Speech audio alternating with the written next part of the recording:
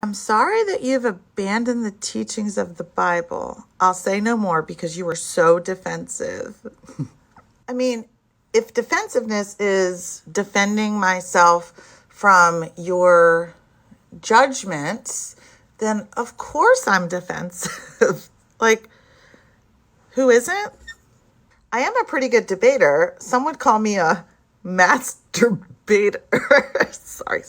So let's talk about this. When I was in Bible school, Liberty University, getting my degree in biblical studies, we had to study all of this. We had to study the Greek and the Hebrew and the Latin and all that kind of stuff. And not as in depth as we should have. I later studied it a lot more in depth and realized that the King James Version and most versions of the Bible have like over 10,000 mistakes from the original documents. So man did include his opinion.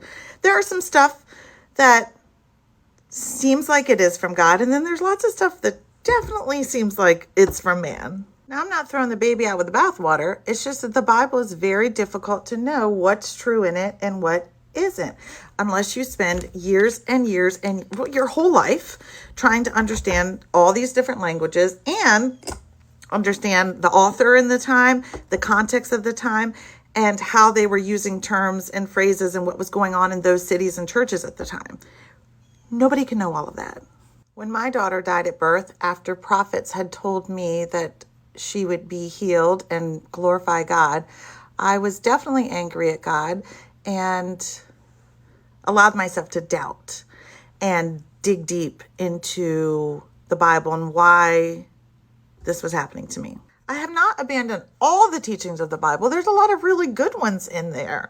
But I don't think there's one person in this world that obeys every teaching of the Bible.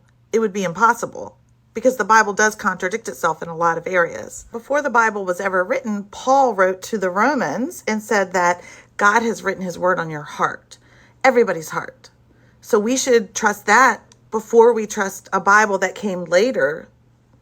But honestly, we're just discussing our beliefs. We're not discussing facts. So there's no need for anyone to get defensive or upset or judgmental because they're just beliefs. As I've grown up, I've abandoned a lot of my beliefs, and I shouldn't have to be defensive about it. No one should be judging me. It's my beliefs.